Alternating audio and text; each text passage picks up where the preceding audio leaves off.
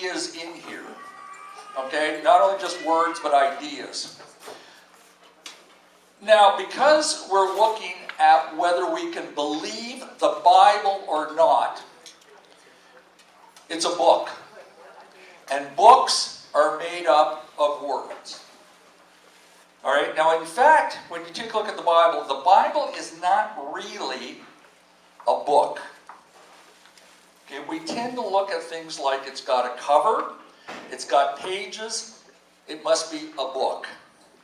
It looks like a book, but there are 66 different books within that book. Okay? And there's different authors. So, if the original books, where we have the Bible that's on your table, if the Bible on your table, if we go back to the origins, if the origins stink, then we throw the whole thing out. Like I did last time, I took the Bible and I threw it in the garbage can, right? It wasn't a real Bible, so, but you got the point. If it's not true, it goes in the garbage. That's all it's worth. So let's take a look at this. Now, when you're looking at the trustworthiness of the New Testament documents, the first question we need to ask is, and a lot of people throw this at Christians, this is a very key thing to start to look at.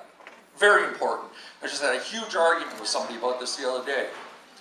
Have these documents been accurately transmitted to us since they were originally written? The Bible on your table, is that the same Bible of 2,000 years ago? Hang on. There are different versions. Okay, that's the key thing. There are different versions. Somebody says to me,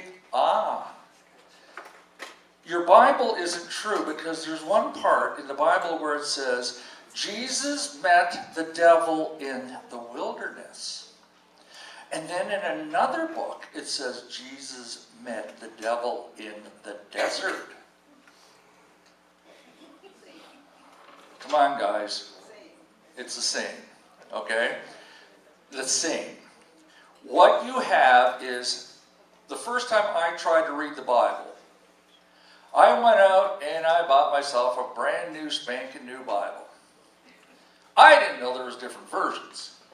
So I got me this thing called a King James. Alright, so I sit down and I'm starting to read through this thing. And the first book is really cool. Genesis, woo, it's got a good story going on here. I'm down with this. This is really nice.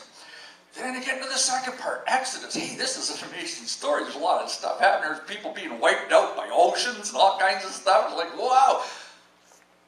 Then I hit the next 3 books. I'm having trouble with the English as is, let alone the storyline in these next 3 books just blows me away. Like, do I really know how to is it really important to me to know how to sacrificially kill a goat? Plus, it's not written in English as far as I can see. What people have done is they've taken, and these are versions, not translations, these are versions. They put it into modern language so that people can understand it. Is there a difference between somebody describing the ark as being gigantic, huge, large, big? No. And that's the trouble with English. Okay, you got to understand. English has 650,000 words. The other main language groups like Italian, French, Spanish, and this type of thing, and German have approximately 125,000. We've got 4 times the amount. It's not unusual for people to say that English-speaking people have verbal diarrhea. We just talk and talk and talk. So let's move on with this. In order to answer this question about the textual transmission of documents of the ancient world, historians look at the number of existing manuscripts. Old pieces of paper with writing on it. Okay? For now, it'll be referred to as MSS. And when they do, they look at the number of these documents and the amount of time between the earliest ones and when the document was supposed to have been written. All right, because you've got to remember, the Bible was based on stuff 2,000 years ago when Christ was alive. How long did it take from the time that Jesus was walking around and teaching to actually having it recorded? That space of time is critical. If it's like 500 years, then people's memories start to get a little fuzzy. People change stuff. Okay, so those two things, the number of original documents and the span of time. And here's the key part. The more MSS, the better we're able to reconstruct the original. The shorter the time gap, the better we're able to reconstruct the original. That's logical, right? That all makes sense? Everybody would buy that. And if you're a Christian, everybody's going, yeah, yeah, yeah. If you're a non-believer, you're going, yeah, okay, that makes sense. Okay, he's not trying to stuff the Bible down my throat yet, but that's where he's going, right? Yeah, okay. This is referred to as a bibliographic test. This is how professionals in the field determine any documents. This is not the way that Christian historians and writers and this type of thing go at it.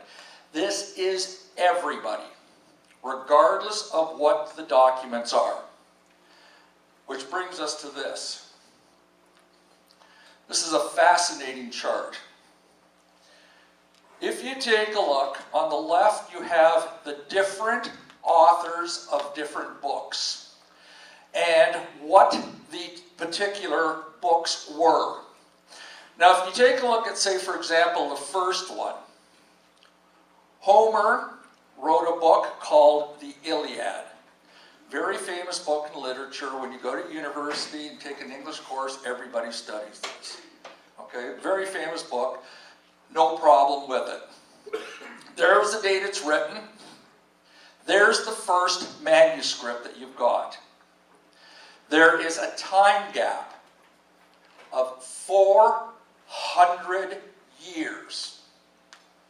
And the number of manuscripts that they've got are 1,757. Having been to university and studied English, we go to university and we tend to be this snobby, snotty, intellectual bunch. Okay, the last thing you'd ever want in a university is somebody standing up saying, yeah, I'm a Christian. So what you do is you deny all that kind of stuff. But in a university or an intellectual environment, nobody questions Homer's Iliad. Of course it's true. Of course it's true. Nobody questions it. Likewise, when we look at Herodotus, who wrote a history book, everything in that book, well, of course it happened. Of course it happened that way. And of course it happened at these times. And in that particular case, there's 1,350 years between when the events happened and the first written documentation. And we only have 109 actual pieces to look at. So you get the idea here, and I'm not going to go through each one of these. If you want a copy of this, I can get you a copy of this. This is really an interesting document. Even down with something like Caesar with the Gallic Wars. That is just considered to be, that's it, it's fact, it's true. And even when you take a look at that, look at the, yeah, it's history. Okay, but the thing is, what is the difference between history? History is just reporting what happened. The Bible reports what happened. Jesus stood on a hill one time and made this famous speech, sermon, called the Sermon on the Mount. Telling people what he said, where he said it, is history. There's no difference. Drop down to the bottom of the page. The Greek New Testament. There is 40 years between the events of Christ's life and the first recorded versions. There's only 40 years. Most of you are old enough that I could ask you, can you tell me something that happened 40 years ago? And you could probably give me a pretty accurate, response. If I try to ask you something like 200 years ago, which is obviously impossible because you weren't alive, it gets more difficult. Only 40 years. Look at the number of manuscripts we've got. 5,795. Yet people continue to sit there and say, it's not true, it's not based on anything that we can be relied on. All these other documents, people accept it without question. But because you might have to make a leap of faith and start to walk with him, people freak out. Now, that table we just looked at, and that's not all the stuff, okay? That's why I said there's a lot to digest here. The table showed that the Greek New Testament does very well in both the time gap and the number of documents. Does very well compared to everybody else. But the situation is even better for the New Testament because we haven't mentioned all of the other MSSs of the New Testament in other languages. We only looked at the Greek one. It's only the Greek one that we looked at. 5,795 Greek ones. There are over 2,000 written in Armenian, 1,000 written in Egyptian Coptic, 6 Gothic, more than 600 Ethiopian, and there's more than 10,000 texts in Latin. We're not talking 1 or 2 copies here. Plus 350 in Syriac, 43 in Georgian, 4,000 in Slavic. The only conclusion one can reasonably reach is that we have more confidence in the textual transmission of the New Testament than any other document in ancient history. It's just by the weight of it and the numbers of it, it is the most accurate historical document we have. Just in numbers. So to question the transmission of the accuracy of the New Testament text we have today, you have to question all of the ancient texts. If you're going to throw out the texts of the Bible, you throw out all the other ones too. Because you cannot use the same logic with one that you don't use with the other. It just does not make sense. I'll believe the secular, but I ain't going to believe the religious. That's like going back to the thing we talked about the other day. I don't like broccoli. Have you ever eaten it? No, but I don't like it. Oh my goodness gracious. Also with the textual, people have said, and this is one of the other things that non-believers do, well, when they're copying from one to the other, somebody's made a mistake. Guys, back in those days, there was a different attitude towards religion. when these guys are copying. They are blessed, terrified, whatever, because they believe 110% that they are working for God. They are not going to make a mistake. They are focused totally on this copying. Okay? It'd be like me having a minefield and telling you, okay, just take a run across the minefield, see how you make out. No, you're going to very carefully go so you don't blow a foot off. Those ancient monks and people from the early church copied incredibly carefully. If they made mistakes, it was against him. That's heavy. Now, so we have the historical and the textual proof concerning the Bible's reliability. Still not convinced? I love this. Last but not least, we have supernatural and mathematical proof. And when we talk about supernatural, again, in our church, we discuss these things. When we talk about supernatural, it's not boogie, boogie, boogie, voodoo, ghosts, vampires, and witches. The word supernatural means beyond what is natural. Okay, so we tend to get this thing messed up like, oh good, here comes the ghost and the witches. No, this is not the ghost and the witches part. Prophecy, and how to understand it. Prophecy.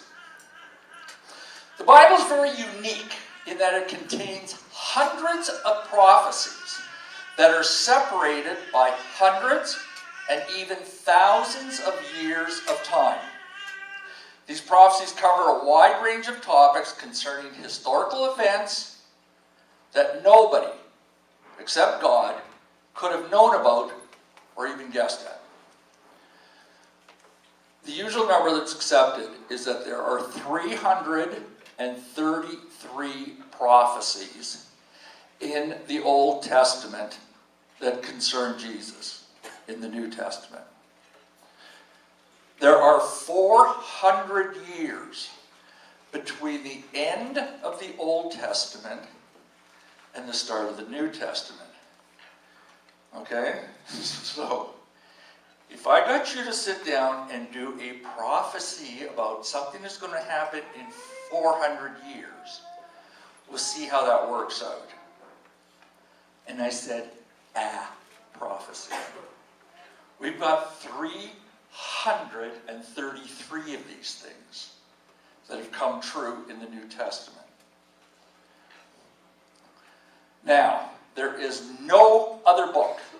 None, nada, nil, zit, psst, none. Ancient or modern like this. None of them. The vague and usually erroneous prophecies of people like Gene Dixon, Nostradamus, Edgar Cayce, and others like them are not in the same category. So you know, the supermarket the psychotics. Oh no, psychics. Sorry, psychotics. Same difference. Gene Dixon sits down at the start of every new year and does her prophecies for the year. There will be a major disaster in a large city in North America. Well, duh. And so when that comes true, everybody runs around and goes, oh, look at that, Gene Dixon, you can tell the future, you can tell the future. Will you give me a break? Are you that desperate? You know, I tell Vittorio, oh, you will come into some money this week. So tomorrow he's walking home and he finds a nickel. Pastor Dave is a prophet. Right. I didn't tell him how much. But it came true. I'm a prophet. Same thing with these other dudes here. Edgar Cayce, Gene Dixon, Nostradamus, and the whole bunch. Neither are other religious books such as the Koran, the Confucian or the confused Analects, and similar religious readings. They can't do this. They can't come even close to it. Only the Bible brings these remarkable prophecies and evidence. And it does so on such a huge scale that to say that anything else but God's intervention is ridiculous. Give me another logical explanation. You can't. Think about that. We're not done. Mathematics. You gotta love the skeptics. The skeptics always like going to science. So we're going to go to science too. Okay? We'll lay the skeptics out using science also. They don't like this. There's still some doubters. So let's try some impressive mathematics. Follow with me. There are over 300 prophecies in the Bible concerning Jesus, which all came true during his lifetime, and you can easily check this if you want to sit and read the Bible. Keep in mind too, they were all done in a 33-year lifespan. Okay? Jesus was only around for 33 years, so he popped off 333 of these in 33 years. Pretty impressive. The space of time between the prophecy being spoken and Jesus' life events, seeing them come true, is at least 400 years. Some of the prophecies go back thousands of years. Pretty impressed, right? So what? Big deal. It's very impressive, but looking at it mathematically, think about, this is going to blow your mind. Think about the province of Alberta. Picture a map of the province of Alberta. We have the entire province covered to the depth of your knee in loonies. The entire province, knee deep in loonies. You with me? Yes. There's a few of those. Okay?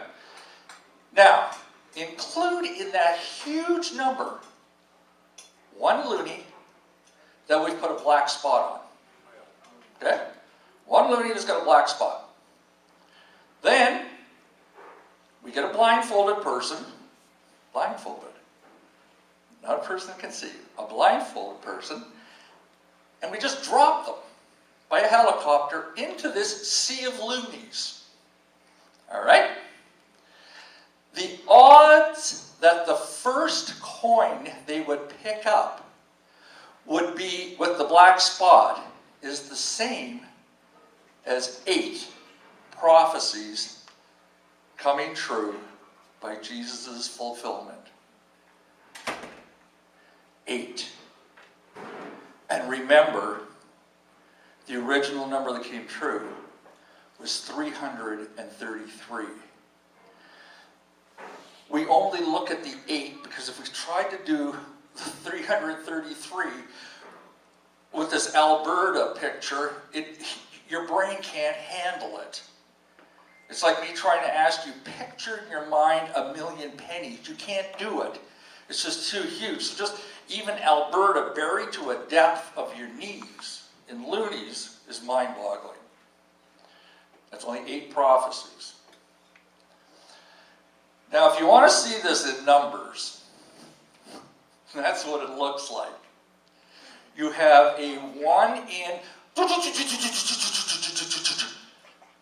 chance of finding that coin. 1 chance. So, mathematically, you have a better chance of being struck by lightning. You got a 1 in 700,000 chance of being hit by lightning. Being killed by lightning goes up to 1 in 2 million. Becoming president of the United States goes up to 1 in 10 million. A meteorite landing on your house is 1 in 180, I think that's a billion. Okay? Look at the number at the top there. Look at those zeros. That's crazy. The chances of 8, and we're only dealing with 8 prophecies coming true. And these aren't the Gene Dixon prophecies. This is when we're saying that the Messiah will be born in Bethlehem. Whoa. Somebody is really going out on a limb with that one. We're not talking, that'd be sort of like going, the next Prime Minister of Canada will be born in Hawkesbury. Where the heck is Hawkesbury? That's way up north in a little, it's a little know-nothing town, sort of like Bethlehem.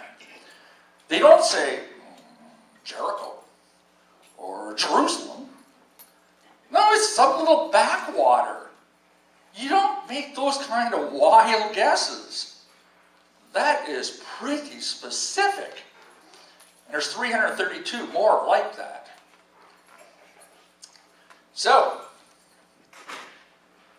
you've seen historical, you've seen literature, you've seen textual, you've seen archaeological, you've seen mathematical.